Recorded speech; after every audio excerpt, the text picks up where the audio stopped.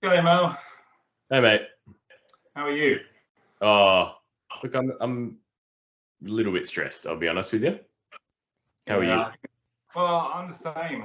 I think we've had a pretty crazy 3 or so years in pharmacy. You've been up at Shark Bay for 2 years now. Is that right? Or longer? Yeah, mate. Yep. Up in the little town of Denham. Um, Yeah. it's been very, very busy, very up and down.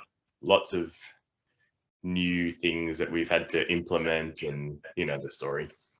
It's I certainly do. I mean, I feel like the last 3 years we've really shown our value as a profession. It's just been full on, and we never closed. We were always there for patients, and I think yeah, we'll hopefully continue to always be there for patients. But there's just a bit of uncertainty in our industry at the moment, and I know that you own Shark Bay Pharmacy, which is pretty exciting, and I'm a part owner in this pharmacy in TerryWhite, Chemmart, and Albany, which again is a different type of business, but we're both passionate about our roles. yeah, absolutely, mate. Being able to provide health services to a very remote town is really important to me, and probably what stoked the fire in ownership of a pharmacy. So I think anything that potentially threatens that makes me very worried, especially seeing how difficult it can be for people to get healthcare, not just in remote towns, but in even big cities now. Well, where's the closest pharmacy to you, Mel? You're well in such an isolated community, so you provide such an important service. Oh, look, mate. Well, I like to joke that we're the best pharmacy in town because we are the only pharmacy in town. And for about just a short 350-kilometer drive, you can visit your next pharmacy. So yes, very very remote. And yeah, look, I can't stress how important I think it is for there to be a pharmacy that remains in this town. But look, you guys have been working so hard down there. I get little regular updates from people that come up to visit every now and again from Albany, and it sounds like you guys are doing a great job. I think we're just a different type of business to you. We've got 26 staff who have been with us for a long time, and obviously Albany is a far bigger town than Denham. So we see a lot of people through, but we're also really concerned about the future of our profession and all those people that we employ as a business. What's going to happen? I mean, I know that the government has said, or the suggestion is in the budget, that the government is going to change the way that they fund pharmacy. And that means that they're going to increase the amount of medicines that a patient can get at once, which sort of sounds reasonable, but I think there's going to be such a massive amount of problems with that. Yeah, absolutely, mate. I've heard about this proposal, and it's as you said, outwardly it sounds like a great idea and will save people money outwardly, but I think the ramifications for what's actually being proposed is going to be gravely significant for the services that pharmacies can provide, that they are currently providing, and also even potentially, especially, I'll be honest with you, mate, in small remote pharmacies with a lot of funding that does come from government prescriptions, potentially even the viability of having a pharmacy there. And as I said earlier, I think being in a very small place, I've never experienced the significance and importance of having a pharmacy in a small town or anywhere as I do here. So it's just really scary in my mind. I mean, ultimately, I think the government thinks it's going to save a lot of money for them. I think that patients won't save very much money at all. But the government is not really thinking about the consequences, because they might strip money out of community pharmacy, but where are these people going to end up? Yeah, that's right, mate. you know, it's one thing to, you know, I think both of us have had numerous times in our working life where we've picked up on somebody who's maybe newly started a medication or something like that, and they've come back the month after and told us certain things about how they, you know, how their bodies are reacting or whatever it is. And in that seems like a short period of time, that 4 weeks, that could have had catastrophic effects on their health if that had been left for maybe another 4 weeks potentially. So I think, and then that would then lead on to potentially this person presenting in an emergency department and putting pressure on what's already a very strained healthcare system in that sense. So yes, I think absolutely the seemingly apparent cost savings would completely be negated by other things that would happen down the track, I would think.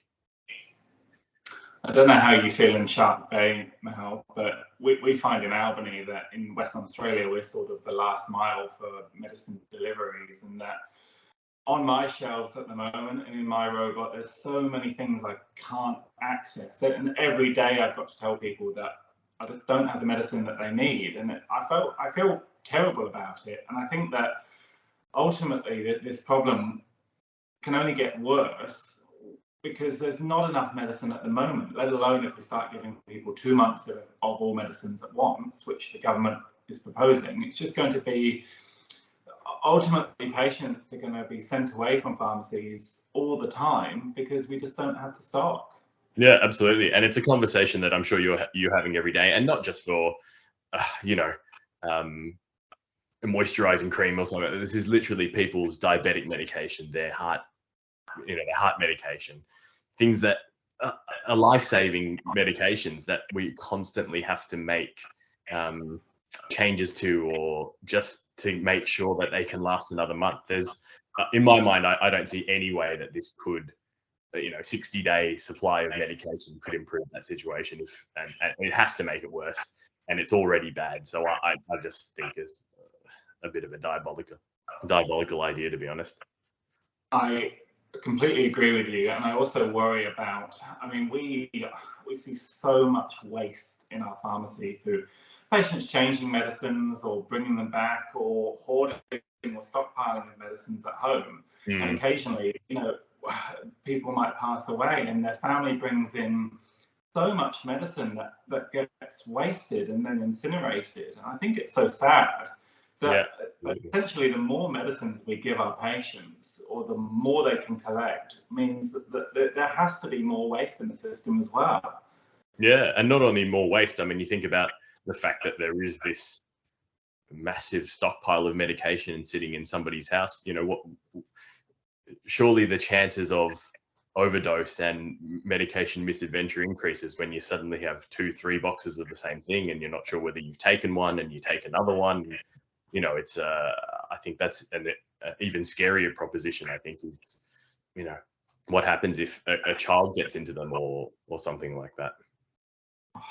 I really love my community in Albany. I know that when I moved to Albany 8 years ago, you were my boss, and I feel like I dread to think that the actions of a government change would cause people in my community harm.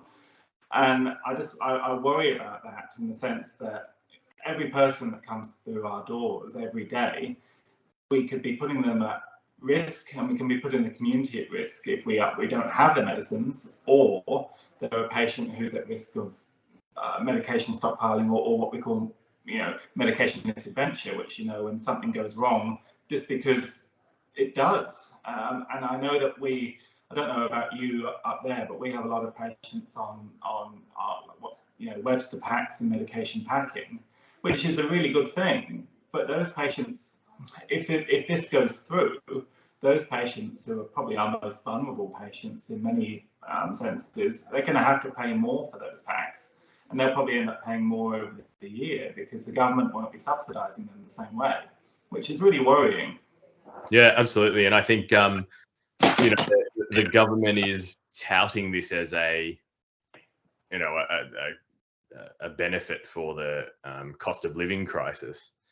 But what I don't think they realise absolutely is what you're saying is that there are so many services that pharmacies provide: vaccinations, Webster packing, like you said, home deliveries, things that we rarely ever charge for, if ever. And if the income from prescriptions is not there to help subsidize these services, then the cost of living in terms of directly from a pharmacy's point of view is actually, if anything, going to make it worse for the patient, and certainly not improve it, as what's being said. Up here we've got 2 days a week the doctors come into town, and they're a different GP. So I find that the conversations that I can have with patients in terms of continuity of care becomes even more important. And I think 60-day dispensing completely erodes that ability for me to have that conversation every month or fortnight or whatever it is with that patient when they come in, and are able to maybe suggest that they get referred back to the doctor, which in some cases, will take 3 or 4 weeks before they can get in to see a completely different GP. So I think it's in terms of its effects on the Shark Bay community, would be pretty catastrophic, I think. I know in Albany we've got a similar problem with 2 to 3 week waiting lists for our GPs, and ultimately I think we are, as pharmacists, we are the only constant point of connection for our patients, and that is really important.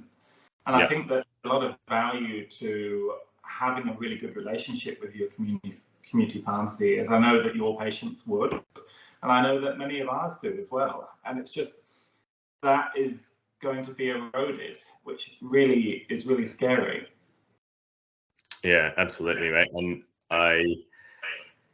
I mean, the question now is, what can we do to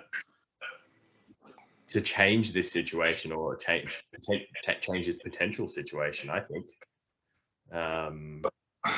Yeah, I agree, because I think that certainly for our business it will be dire. For your business and your community, I hazard a guess that it could be even worse. So I feel for you, because I know that the time and the effort that you've invested into the Shark Bay community, and the value that you give is intangible. So I think that whilst we're a big pharmacy, we'd survive. We'd probably lose lots of staff, unfortunately. That's the way it would be. But we'd hang on. But I think that the consequences for that are really regional and remote pharmacies like yours are well, it scares me, and I'm sure it scares you too. Yeah. Oh, and I've heard stories of before there was a pharmacy in town. I purchased the pharmacy from the gentleman that started the first pharmacy in Shark Bay 15 years ago, and it just sounds absolutely horrible. And the pressure that it puts on the silver chain remote area nurses up here would be, would completely destroy that center as well. So it's the flow-on effects of what this decision does, not just in my life, but in the whole community's lives and their healthcare. Really scary, really, really scary. Well, I think that the best thing that we can do is speak to our MPs and senators about it and explain our concerns, and also speak to our patients, because I think that if this goes forward, I feel like there'll be a lot of concern in pharmacy, and I think that it might be the case where pharmacies have to strike, which would be something that hasn't happened in my lifetime. But ultimately, we're doing what we have to do to ensure that community pharmacy still exists, and our patients can still be served. Yeah, certainly I will be picking up my phone to speak to as many MPs as I can about this, because this is just a frankly outrageous idea, and I can't believe that they would put the community's health at risk like this. Yeah. Oh, Mel, it's been great talking to you. I really hope that, you know, I can come visit you up in Shark Bay next year or the year after that, and bring my young family up to you. And I really, you know, I really value what what you do as a pharmacist, and I'm glad that we're both still in the profession that we love. Yeah, look, Matt, I'm looking forward to it, and I hope the pharmacy's still here for you to come and visit. That's all I can say. I hope so too, mate. You take it easy, and I'll speak to you soon. You too, mate. Bye. Bye.